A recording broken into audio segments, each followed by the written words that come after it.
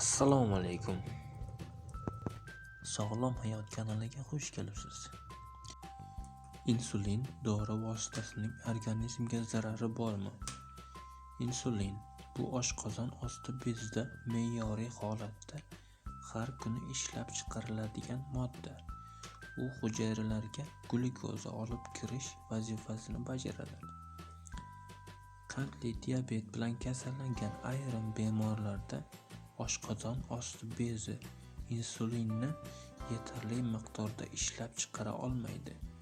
Shuning uchun bunday holatlarda yetmayotgan insulin o'rnini to'ldirish uchun bemorlarga insulin dori vositalarini qo'llash tavsiya etiladi. Agar shifokor tavsiyasi asosida kerakli holatlarda insulin qo'llanilsa, organizmga zarar keltirmaydi. Sizlar bilan Sog'lom hayot kanali bo'ldi.